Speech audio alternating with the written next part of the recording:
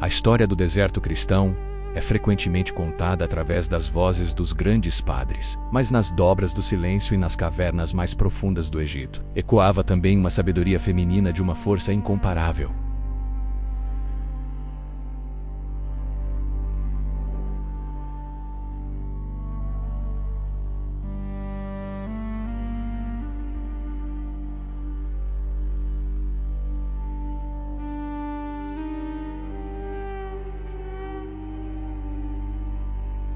Elas não fugiram para o deserto por fraqueza, mas por uma coragem sobrenatural. Movidas pelo desejo de servirem a Jesus sem distrações, o deserto não era um lugar proibido para elas. Era o jardim secreto, onde o noivo da alma, Jesus, as aguardava para revelar os mistérios do reino de Deus. Entre essas figuras monumentais, destaca-se Santa Sinclética, cujo nome significa reunião celestial.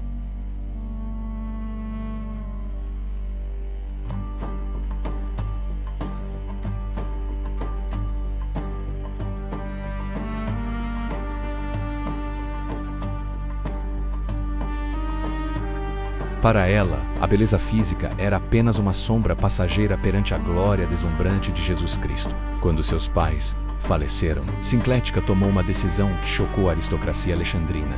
Ela cortou seus cabelos, distribuiu sua vasta fortuna aos pobres e retirou-se com sua irmã cega para um túmulo abandonado nos arredores da cidade. Ali, ela trocou as sedas preciosas pelo hábito áspero, decidida a viver exclusivamente da presença de Jesus. A renúncia de Sinclética foi um ato de amor radical que pavimentou o caminho para milhares de outras mulheres. Ela ensinava que o deserto não era apenas um local geográfico, mas um estado de alma, onde Jesus se torna o centro de tudo. Em seu isolamento, ela não buscava a solidão pela solidão, mas como o único meio de ouvir a voz de Jesus sem o ruído das vaidades humanas. Sinclética compreendia que a batalha espiritual era tão intensa para a mulher quanto para o homem, e que no nome de Jesus não há distinção de força. Ela enfrentou doenças graves e tentações mentais com uma paciência que vinha diretamente da contemplação da paixão de Jesus. Para a Sinclética, cada dor física era uma oportunidade de se unir mais intimamente aos sofrimentos de Jesus na cruz, transformando sua própria vida em um sacrifício vivo de adoração. Com o tempo, a fama de sua sabedoria transbordou as paredes de seu refúgio. Mulheres de todas as condições, viúvas, jovens virgens e até damas da corte menos começaram a procurar lá em busca de direção espiritual. Sinclética tornou-se uma ama, uma mãe espiritual que gerava filhos e filhas para Jesus através de seus ensinamentos. Ela exortava suas discípulas a não buscarem os êxtases externos, mas a humildade interna, que é a morada preferida de Jesus. Ela ensinava que o maior milagre não era curar os cegos, mas viver uma vida de caridade e pureza absoluta por amor a Jesus Cristo. Sinclética mostrava que a mulher é capaz de atingir os mais altos cumes da teologia e da mística quando sua mente está ancorada na palavra de Jesus. Este primeiro bloco nos apresenta a essência do movimento das Madres do Deserto. Elas provaram que a santidade não depende do gênero, mas da profundidade da entrega a Jesus. Sinclética e as outras amas foram as guardiãs de uma tradição de silêncio e discernimento que salvou a alma da igreja em tempos de turbulência. Elas nos ensinam que para encontrar a Jesus, é preciso ter a coragem de descer às profundezas do próprio ser e enfrentar a verdade nua e crua na presença de Deus. Sinclética de Alexandria não foi apenas uma monja, ela foi uma luz acesa por Jesus para mostrar que o caminho da renúncia é, na verdade, o caminho da plenitude. O deserto floresceu sob seus pés porque ela carregava em seu coração o Senhor da vida, Jesus Cristo, transformando a solidão em uma festa eterna de comunhão com o Logos.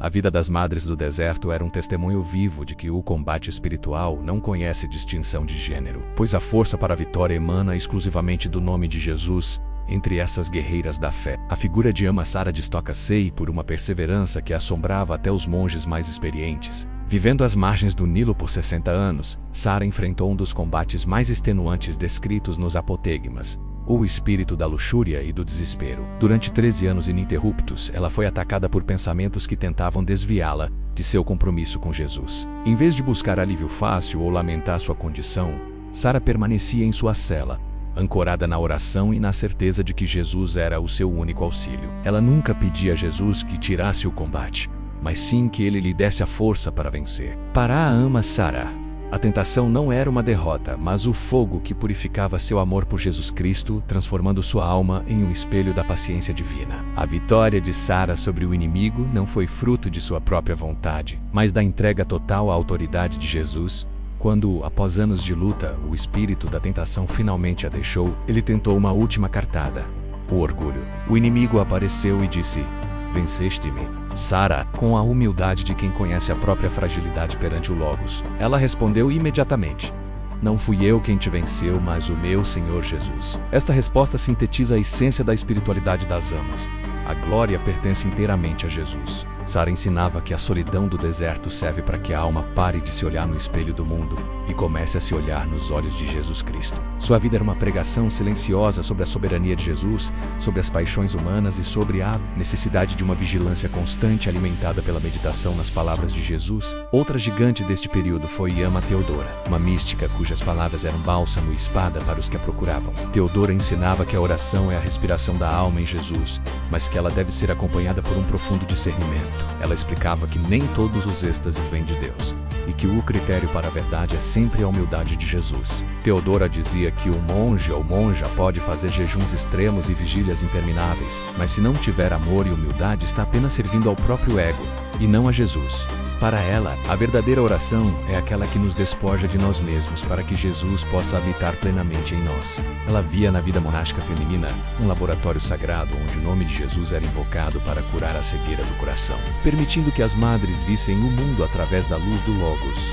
Ama Teodora também era mestre na arte de enfrentar o desânimo, que ela chamava de morte da alma. Ela instruía suas discípulas a nunca cederem à tristeza mundana, pois Jesus é a fonte da alegria eterna, quando a mente ficava nublada pelo cansaço. O remédio de Teodora era simples: voltar ao nome de Jesus. Ela acreditava que a repetição amorosa do nome de Jesus era capaz de dissipar qualquer tempestade interior e restaurar a paz que o mundo não pode dar. Suas máximas espirituais, preservadas pelos padres do deserto, mostram que ela era consultada por bispos e eremitas que reconheciam nela uma autoridade divina concedida por Jesus. Teodora provou que a autoridade no reino de Deus não vem de cargos, mas da intimidade com a pessoa de Jesus Cristo. Este bloco nos revela que a sabedoria das amas era profundamente prática e teológica ao mesmo tempo. Elas não perdiam tempo com discussões abstratas, pois estavam ocupadas demais amando a Jesus nas areias do Egito.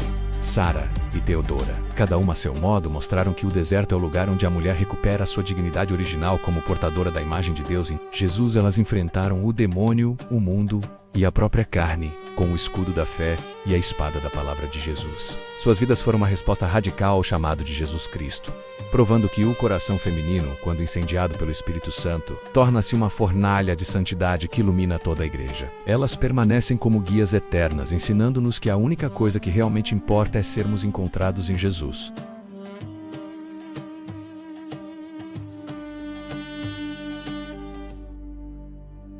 Embora muitas das madres do deserto tenham vivido como eremitas solitárias, a força do Espírito de Jesus também se manifestou de forma poderosa através de comunidades organizadas de mulheres, com reshidás como mosteiros de virgens. No centro desta organização estava Ama Talídia, uma mulher de uma autoridade espiritual e administrativa extraordinária, que dirigia uma comunidade de centenas de mulheres no deserto de Antinoé. Talídia não via a liderança como um exercício de poder humano, mas como um serviço sagrado prestado a Jesus Cristo. Ela ensinava que a comunidade feminina era o corpo místico de Jesus em miniatura, onde cada irmã era um membro precioso e indispensável. Sob a sua guia, o mosteiro não era apenas um lugar de renúncia, mas uma colmeia de caridade vibrante, onde o nome de Jesus era o alicerce de cada ato de serviço e de cada palavra proferida. Ama Talídia era conhecida por ter passado mais de 60 anos no deserto, mantendo uma disciplina que não se baseava no rigor vazio, mas no amor incandescente por Jesus.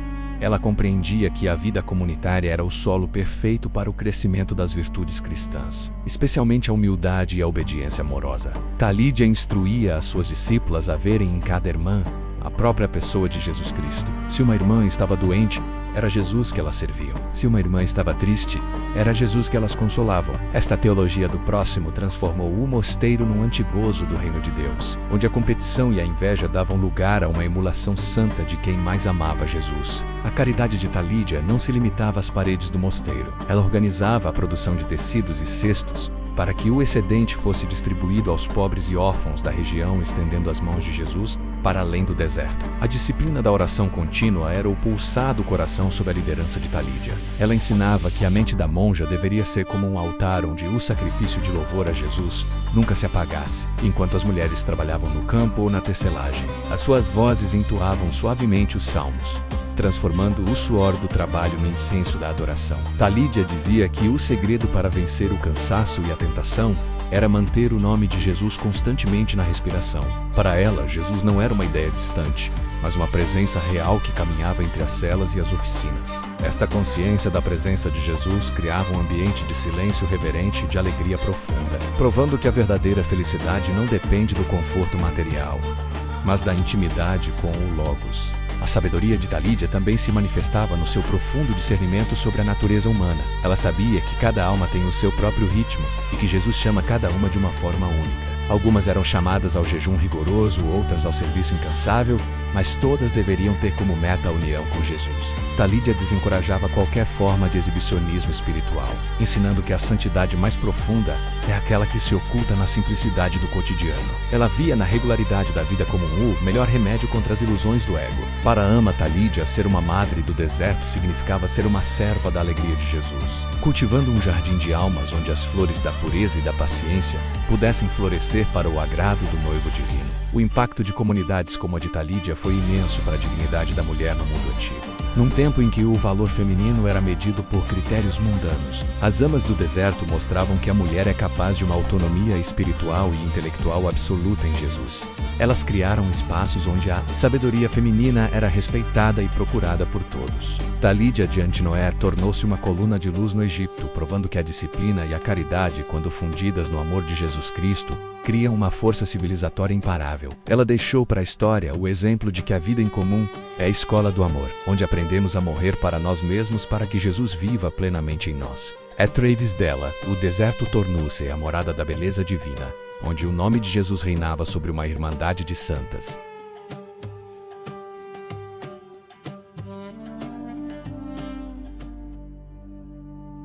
Dentro do vasto panorama da espiritualidade do deserto, poucas histórias são tão dramáticas e reveladoras da sede absoluta por Jesus quanto a de Santa Matrona. Nascida em Perge, na Panfilha, durante o século V, Matrona vivia uma vida de conforto e deveres sociais em Constantinopla, casada com um homem de posse chamado Domenciano. No entanto, o seu coração já não batia no ritmo das festas e das convenções mundanas. Ele pulsava em uma frequência eterna, sintonizada exclusivamente com o nome de Jesus Cristo. Matrona sentia que sua alma estava sendo asfixiada pelos laços de uma vida que a impedia de se entregar totalmente ao Logos. Ela via em cada compromisso social uma corrente que a afastava do silêncio necessário para ouvir a voz de Jesus. Movida por um desejo que muitos chamariam de santa loucura matrona, compreendeu que para seguir a Jesus com a radicalidade que sua alma exigia, ela precisaria romper com tudo o que conhecia, abandonando até mesmo a sua identidade para se perder na imensidão de Deus. A fuga de Matrona não foi um ato de responsabilidade, mas um ato de fidelidade suprema a Jesus. Após confiar o cuidado de sua filha a uma piedosa viúva, ela tomou uma decisão sem precedentes. Cortou seus cabelos, vestiu roupas masculinas e apresentou-se em um mosteiro de monges, sob a identidade de um eunuco chamado Babilas. Ela não buscava o engano, mas o refúgio do anonimato, onde pudesse ser apenas uma alma diante de Jesus, sem as restrições impostas ao seu gênero naquela época. No mosteiro de São Baciano, Matrona viveu uma disciplina que assombrava os outros monges. Seu jejum era mais profundo, sua vigília mais longa e seu silêncio mais denso. Para ela, cada prostração era um beijo nos pés de Jesus e cada lágrima derramada era uma oferta de purificação ao Logos. Sob o disfarce de Babilas, Matrona provou que a busca por Jesus transcende as aparências externas, pois o que Deus vê é o coração incendiado pelo fogo do Espírito. O segredo de Matrona foi mantido por muito tempo, sustentado pela graça de Jesus, que a fortalecia na sua jornada oculta. A verdade sobre sua identidade foi revelada ao abade Baciano através de uma visão profética enviada por Jesus. Baciano, reconhecendo a santidade extraordinária daquela mulher, não a condenou, mas viu nela a mão poderosa de Deus. Ele compreendeu que Jesus a conduzira por aquele caminho incomum para mostrar que o amor ao Messias não conhece barreiras. Matrona foi então enviada para um mosteiro feminino em Emesa, onde sua luz pôde brilhar de forma plena e sem disfarces. Ali ela tornou-se uma ama respeitada, uma guia de almas que ensinava que a única identidade que realmente importa é a nossa filiação divina em Jesus Cristo. Ela transformou sua experiência de fuga em uma teologia da liberdade, mostrando que quem encontra Jesus encontra a coragem de ser quem Deus planejou, independentemente das pressões do mundo. A vida de Matrona após o seu período oculto foi uma sucessão de milagres e ensinamentos sobre a soberania de Jesus. Ela fundou o seu próprio mosteiro em Constantinopla, que se tornou um porto seguro para mulheres que, como ela, buscavam a Jesus acima de todas as coisas. Santa Matrona ensinava que o disfarce mais perigoso é aquele que usamos para agradar ao mundo, escondendo a nossa sede de Deus sob máscaras de mediocridade. Ela exortava suas discípulas a se despojarem de toda a vaidade para que pudessem vestir a armadura de luz de Jesus. Para Matrona, o deserto, a cidade ou o mosteiro eram apenas cenários. O verdadeiro palco da vida era o coração humano, onde Jesus deseja reinar como Senhor absoluto. Sua coragem em quebrar as normas sociais de sua época serviu para provar que a obediência a Jesus deve vir antes de qualquer tradição humana. Ao olharmos para a trajetória de Santa Matrona, vemos que ela foi a madre do deserto que levou o deserto para dentro da cidade. Ela provou que a busca por Jesus exige, por vezes, medidas extremas de renúncia e desapego. Ela viveu até uma idade avançada, respeitada por imperadores e santos, mas sempre mantendo a humildade de quem começou sua jornada como um simples e anônimo servo de Jesus. Matrona de Pege permanece na história como o exemplo da alma que não aceita, não como resposta na sua busca pelo amado. Ela nos desafia a perguntar o que estamos dispostos a sacrificar para estarmos mais próximos de Jesus Cristo. Sua vida é um hino à liberdade espiritual e um lembrete de que, para aqueles que amam a Jesus, nada é impossível, pois Ele é a força que sustenta os fracos e a luz que guia os que caminham nas sombras em busca da face de Deus.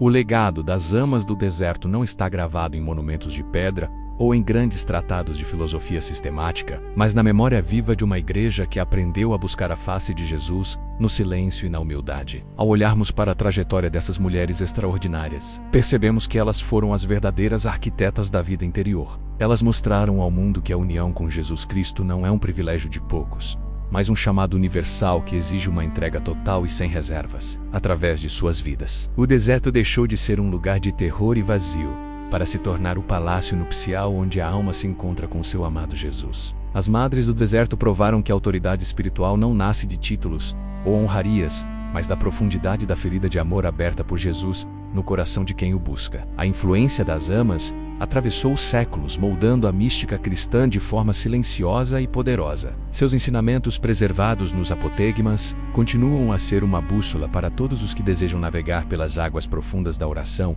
Em Jesus, elas nos ensinaram que a maior virtude não é o jejum extremo, mas a caridade que vê Jesus no irmão. Não é a visão de anjos, mas a humildade que reconhece a própria dependência de Jesus Cristo. Mulheres como Sinclética Sara Teodora Talídia e Matrona pavimentaram o caminho para as grandes místicas medievais e para as santas da era moderna, mostrando que a voz feminina em Jesus possui uma autoridade que ressoa com a força do Evangelho. Elas foram as guardiãs da vigilância do coração, ensinando que o nome de Jesus deve ser o guarda constante de todos os nossos pensamentos e desejos. Ao chegarmos ao fim deste episódio, somos convidados a entrar no nosso próprio deserto interior. As amas nos lembram que, no meio do barulho e da agitação do mundo contemporâneo, é possível criar um espaço de silêncio onde Jesus possa habitar e falar ao nosso coração. Elas nos desafiam a despejar monãs das máscaras da vaidade e do orgulho, para que possamos ser revestidos da luz de Jesus. O exemplo das madres do deserto nos assegura que nenhum sacrifício é grande demais quando o objetivo é a posse do tesouro escondido que é Jesus Cristo. Elas nos convidam a não termos medo da solidão, pois para a alma que ama Jesus, a solidão é, na verdade, a comunhão mais plena e vibrante que se pode experimentar. A mensagem final das amas é uma mensagem de esperança e triunfo em Jesus. Elas venceram as tentações mais atrozes, superaram os preconceitos de sua época e atingiram os píncaros da santidade. Tudo pelo poder do nome de Jesus. Elas nos mostram que a vida cristã é uma aventura de amor que exige coragem, perseverança e, acima do tudo, uma fé inabalável no Logos encarnado. O deserto do Egito, outrora árido, floresceu com o suor e as lágrimas dessas santas mulheres, tornando-se um jardim de virtudes para toda a humanidade. Elas permanecem diante do trono de Deus, intercedendo por nós e nos encorajando a nunca desistirmos da busca por Jesus, pois Ele é a nossa única paz, a nossa única alegria e o nosso destino final. Que a sabedoria das madres do deserto nos inspire a sermos também nós portadores da luz de Jesus em um mundo que muitas vezes caminha nas sombras. Que possamos aprender com elas a arte do silêncio, a força da oração e a beleza da caridade. O legado das amas é um chamado para que cada um de nós se torne um deserto onde a glória de Jesus Cristo possa brilhar com intensidade. Elas nos deixaram a certeza de que, se buscarmos a Jesus com todo o nosso ser, o encontraremos, e nele encontraremos a vida em abundância. Sinclética e suas irmãs do Espírito continuam a sussurrar através das areias do tempo. Fixai os vossos olhos em Jesus, e a vossa alma viverá eternamente na luz do seu amor.